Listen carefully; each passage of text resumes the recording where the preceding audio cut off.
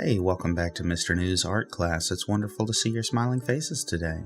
In the last two videos that I uploaded, we talked about construction lines for a face, for a portrait, and then how to turn those construction lines into the details of the features of a face. Today we're going to put all of that together, and we're going to learn how to make an interesting portrait, self-portrait, and one of the twists I put on this project is to encourage you to think not just about what you look like, but about what kind of person you are. If you've ever seen the cover of a Time magazine, you know the Time magazine often features Person of the Year, or even if it's not a Person of the Year edition, they often have some important person who has made some important impact either on their community or their country or the entire world.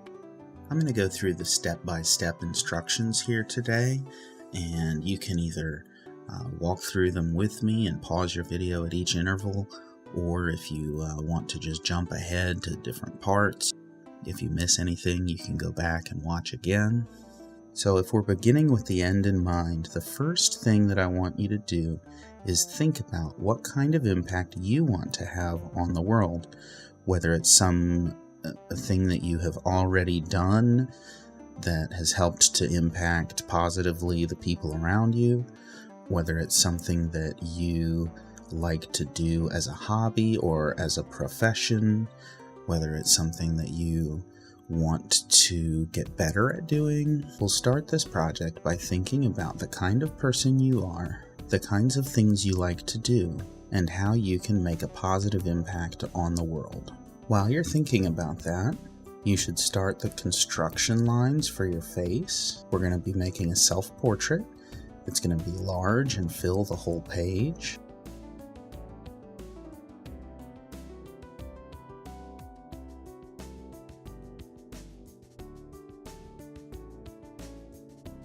And when you make the construction lines, don't forget the neck and the shoulders. Think about the proportions that you learned from the previous videos. And try not to make the neck too narrow. A lot of times people will make the neck really skinny and have tiny little shoulders underneath a giant head, make it look like a bobblehead. And we don't want that. For this, we want it to be a realistic, lifelike portrait. When you get to the point of making the collar of the shirt, think about what kind of impact it is you want to have on the world and what you might be wearing while you do that. So if I wanted to be an astronaut and be the first art teacher on Mars, then I might draw myself in a spacesuit. The other way you can think about the outfit that you might wear is, what might you wear if you were taking a really formal picture, if you knew that you were going to have your portrait taken and you wanted to be looking your best for the cover of a magazine that's going to go out to the whole world. What would you want people to see when they see you? Once you've got the construction finished, move along and start drawing the features of your face. Use a mirror to look at your own face and see how your own face looks. If your eyes are wider than the proportions we've learned about before, then you should make them wider. If your nose is longer or shorter, if your chin is rounder or pointier, try to copy what your own face looks like. One of the things people tell me when they do this project is a lot of times looking at themselves from this perspective and comparing their facial features to the general proportions that we've talked about before helps them to understand that they are not the only ones who are different from the proportions we talked about. In fact, everybody is going to be different from the proportions in one way or the other. You might have asymmetrical eyebrows. You might have one ear that's bigger or one that's smaller or one that's pointy and one that's round. You might have a bigger nose or a smaller mouth. And none of those things are bad. None of those things are wrong. They're just one of those things that make each individual person different. When you get to the hair, try to think about how you might do your hair if you were taking a picture that was formal, that was going to be shown to the whole world. You probably wouldn't have the shaggiest hair like you just jumped out of bed. You'd probably do it upright, do it up nice and neat. When you're done drawing all the features of the face, go back and erase all of the construction lines so that all you have left is the nice clean lines from the face you drew. Then go back and make the lines for the features of your face a little darker.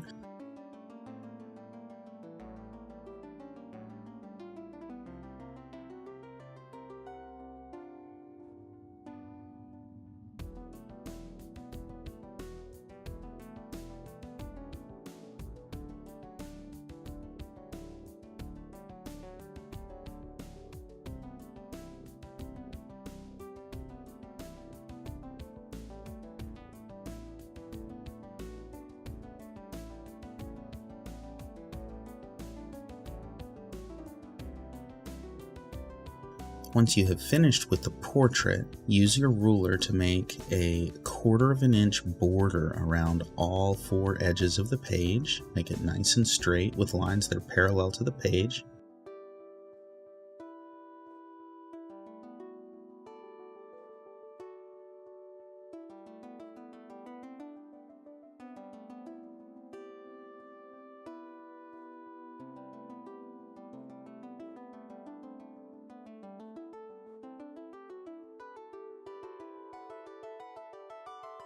And block off a space at the top where you can write the word time with big box letters.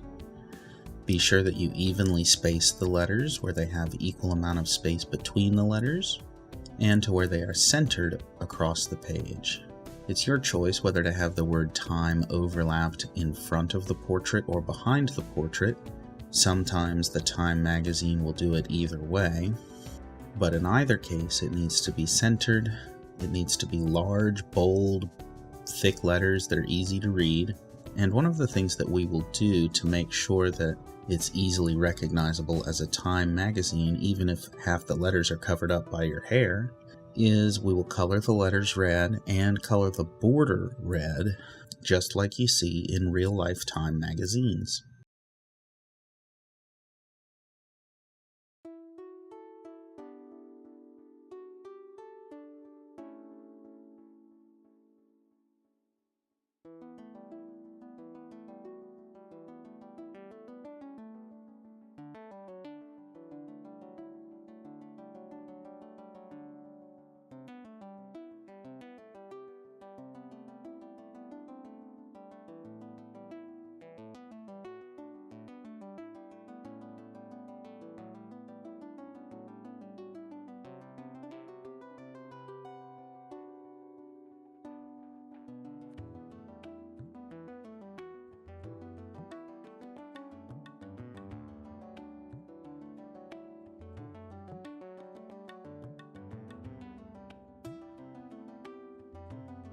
When you're finished coloring the border red and the word time red, come up with a title for the cover article.